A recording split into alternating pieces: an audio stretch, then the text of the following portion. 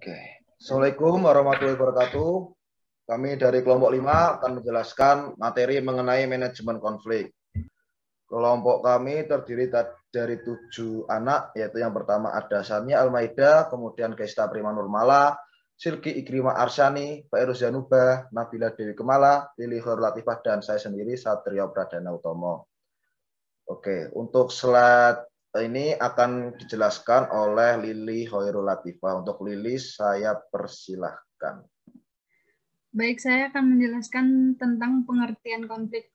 Konflik berarti adanya posisi atau pertentangan pendapat antara orang-orang, kelompok, atau organisasi berbeda suku, jenis kelamin, agama, pendidikan, budaya dalam proses interaksinya dalam organisasi, cepat atau lambat pasti akan mengalami konflik. Konflik ini merupakan salah satu indikator atau kriteria untuk menentukan efektivitas sebuah organisasi yang mana konflik ini bagian dari perilaku organisasi yang normal terjadi. Manajer harus mampu mengelola konflik untuk produktivitas organisasi. Selanjutnya.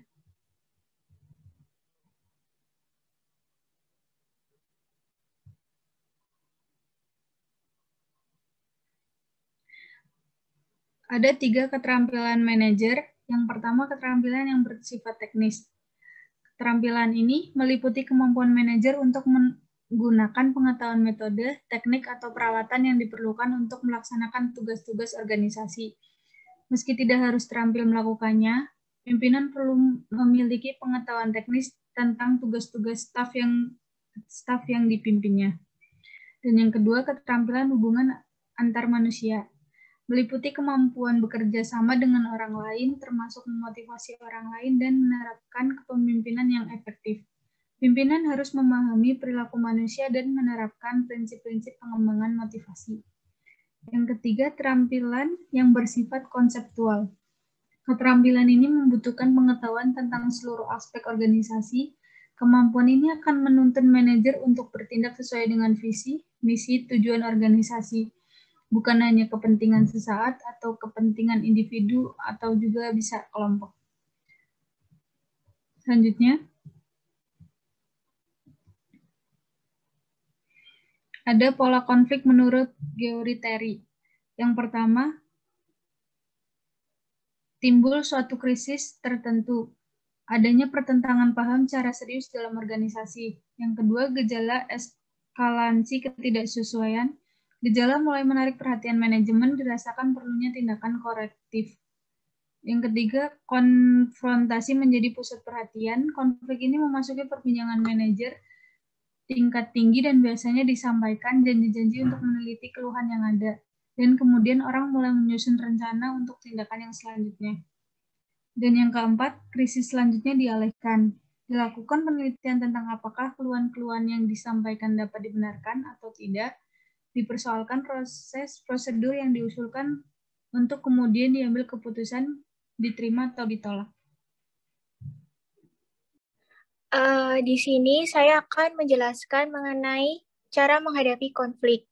Jadi sebelumnya bisa dibayangkan jika misalnya Anda itu adalah seorang manajer dan Anda mengetahui ada konflik dalam organisasi yang Anda pimpin, di mana konflik ini berpotensi untuk mengganggu jalannya organisasi dalam mencapai tujuan.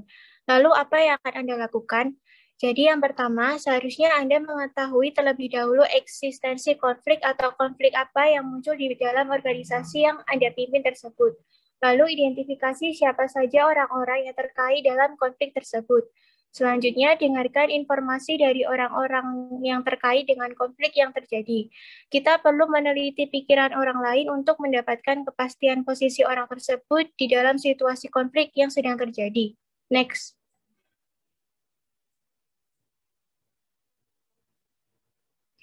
Nah, ini konflik itu dapat terjadi antar individu, kelompok, maupun organisasi. Next. Konflik individu. Konflik individu ini dapat terjadi jika dua individu masing-masing berpegangan pada pandangan yang sama sekali bertentangan satu dengan yang lainnya, dan mereka tidak pernah berkompromi. Selain itu, masing-masing juga menarik kesimpulan yang berbeda. Dan apabila mereka cenderung bersifat tidak toleran, maka dipastikan akan timbul konflik. Selanjutnya akan dijelaskan oleh Silky.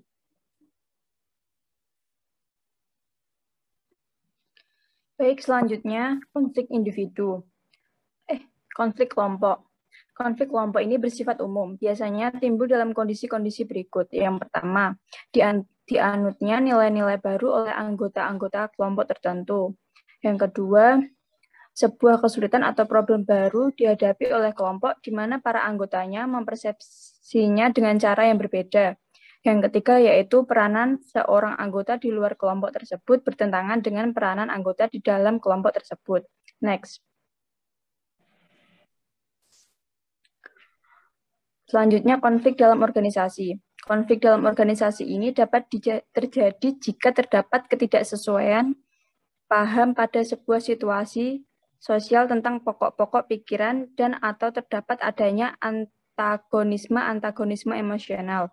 Konflik-konflik substantif meliputi ketidaksesuaian paham tentang hal-hal seperti tujuan, alokasi, sumber daya, distribusi imbalan, kebijaksanaan, dan prosedur, serta penugasan pekerjaan. Sedangkan konflik emosional timbul karena adanya perasaan marah, ketidakpercayaan, ketidaksenangan, takut, dan sikap menantang maupun bentrokan kepribadian. Next. Jadi konflik dibedakan menjadi dua, yaitu konflik destruktif dan konflik konstruktif. Selanjutnya akan dijelaskan oleh Sania Almeida.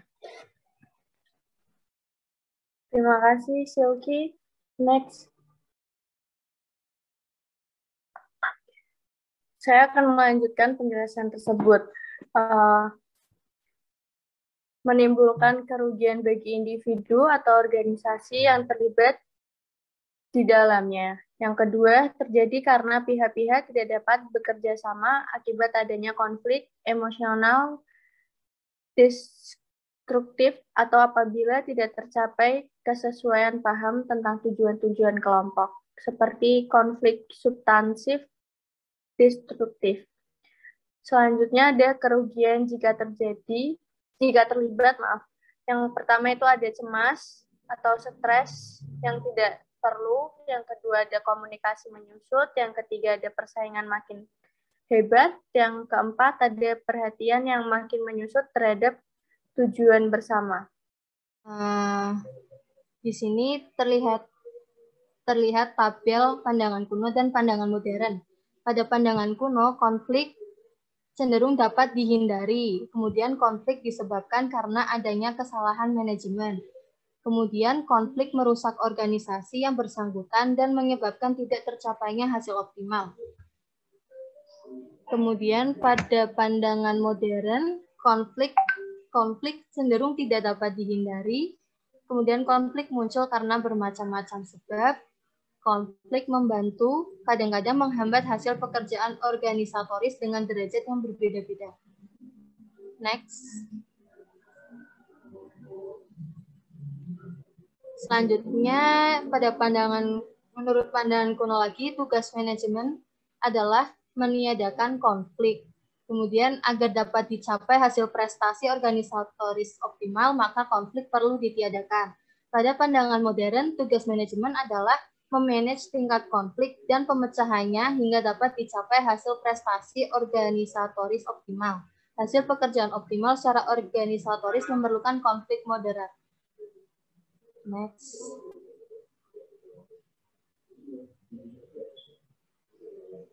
Penyelesaian konflik ada 3 cara, yaitu dengan konsiliasi, mediasi, dan arbitrasi. Selanjutnya akan dijelaskan oleh teman saya.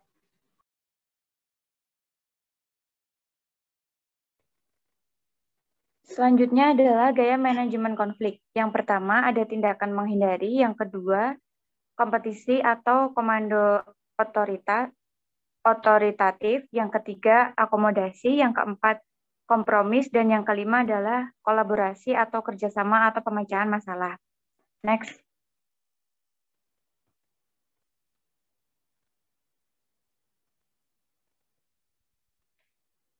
Selanjutnya adalah hasil-hasil konflik. Yang pertama ada Selanjutnya adalah hasil-hasil konflik. Yang pertama ada kalah-kalah. Yang pertama terjadi apabila yang terlibat konflik tidak mencapai keinginannya, termasuk alasan terjadinya konflik tidak mengalami perubahan. Mempunyai tendensi untuk muncul kembali pada masa mendatang.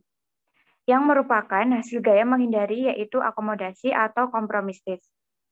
Menghindari merupakan sebuah bentuk ekstrim tidak adanya perhatian atau non-attention. Next. Yang kedua ada menang kalah. Salah satu pihak mencapai apa yang diinginkan.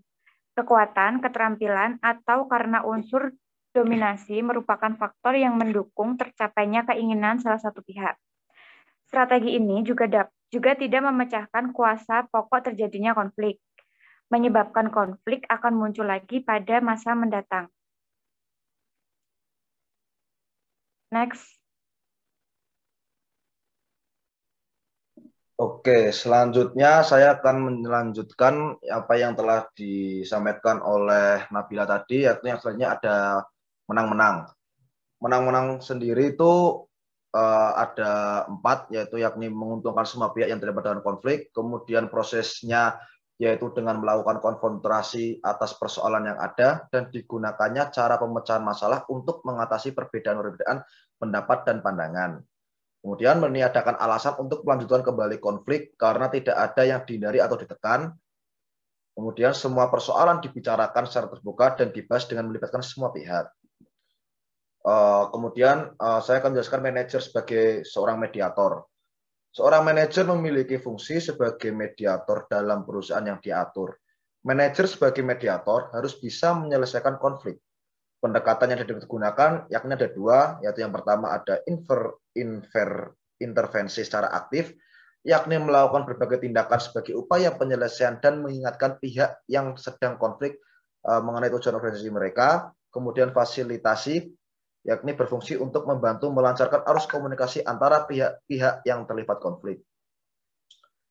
Menurut Mangkunegara, ia menyatakan bahwa para manajer dan juga karyawan memiliki beberapa strategi untuk menghadapi dan menyelesaikan konflik, yakni ada 5. Yang pertama menghindar, kemudian mengakomodasi, kompetisi, kompromi dan atau negosiasi, pemecahan masalah atau kolaborasi.